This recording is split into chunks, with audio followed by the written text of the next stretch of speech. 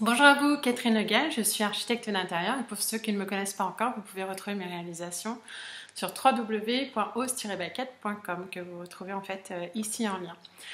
Aujourd'hui, j'avais envie d'aborder un sujet qui est primordial, c'est la notion d'espace et de surface, surtout en ces temps en fait de confinement où finalement on se retrouve coincé entre nos quatre murs quand on n'a pas la joie et la chance d'avoir un jardin ou une maison. D'autant plus qu'en ville, très rapidement, les appartements, les studios sont petits et finalement, on a l'impression de vite étouffer et tourner en rond dans peu d'espace. Donc j'avais envie de vous donner quelques idées, quelques notions pour vous aider à parvenir à dégager un peu plus d'espace dans le temps. Pour parvenir à dégager un maximum d'espace et de surface au sol, on va pouvoir penser par exemple entre autres aux meubles sur mesure. Pourquoi? Tout simplement parce qu'ils vont nous permettre d'optimiser au maximum en fait les angles en créant en fait du rangement qui nous soit adapté. Ils vont également, en fait, ces meubles nous permettre d'avoir des éléments en fait, de profondeur qui nous correspondent et non pas en fait, de subir finalement des rangements de la grande distribution qui sont parfois trop importants ou trop profonds par rapport à l'espace que l'on a.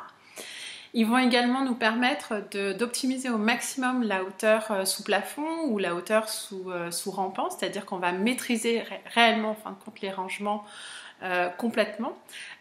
D'autant plus que ce qui est intéressant, c'est que finalement, au quotidien, il y a des choses, des objets dont on a moins besoin et qui peuvent donc du coup être rangés en hauteur dans la mesure où ils sont moins usités. Et le sur-mesure va également permettre finalement d'aménager des espaces auxquels on pense moins, qui sont moins accessibles ou plus atypiques, comme par exemple l'arrière d'une porte auquel on ne pense pas, etc., etc. Donc le sur-mesure est intéressant parce qu'il va permettre de maîtriser pleinement et complètement en fait notre espace. Pour parvenir également en fait à dégager de l'espace, on peut investir tout simplement dans du mobilier spécifique. Ce mobilier peut être du mobilier escamotable, c'est-à-dire comme par exemple un lit qu'on va replier dans une armoire ou encore qu'on va remonter en fait au plafond pour dégager l'espace et la surface.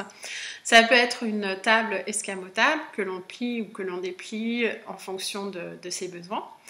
On peut penser également en fait à du mobilier pliable, ce qui va permettre tout simplement quand on n'en a pas l'usage par rapport à une table ou des chaises de les plier et de les ranger pour dégager au maximum la surface. Mais ça peut être également en fin de compte du mobilier multifonction, comme par exemple une table basse qui se remonte en table haute. Ça peut être une banquette qui permet en fait de s'asseoir et en même temps d'allier du rangement, ou bien encore en fait du mobilier multifonction qui va par exemple dissimuler une télévision, permettre d'avoir des étagères et un bureau d'appoint, ou bien encore de la penderie. Le fait d'avoir un seul et même meuble qui est multifonction va permettre d'éliminer en fait tous les meubles apposés les uns à côté des autres et qui donne aussi cette sensation d'étouffer un petit peu plus. Dans les petits appartements et dans les studios, il n'est pas rare également en fait d'avoir le coin nuit qui se situe en fait en mezzanine. Et pour accéder à cette mezzanine, qu'on ait en fait un escalier. La surface qui est sous l'escalier est toujours difficilement exploitable. Donc une des solutions également qui est intéressante, c'est justement de l'utiliser cette surface pour pouvoir créer des rangements ou pourquoi pas tout simplement en fait un coin bureau. Pour parvenir à nos fins, une quatrième idée va être celle de surélever.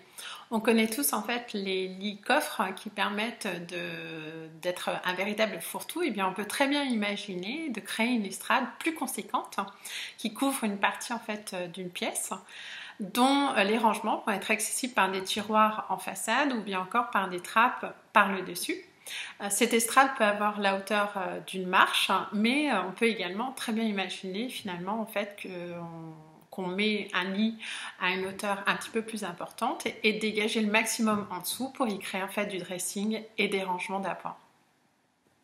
En cinquième point, on peut très bien exploiter en fait le dessous des fenêtres tout simplement.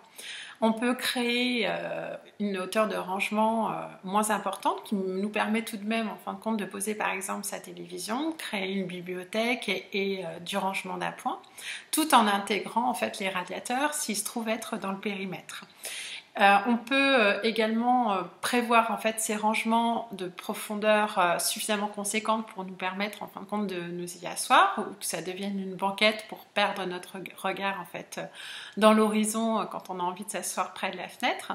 Mais on peut également tout à fait prévoir des rangements un petit peu plus hauts en fonction de la hauteur d'allège en fait de votre fenêtre, et ça peut devenir la continuité par exemple du plan de travail de cuisine.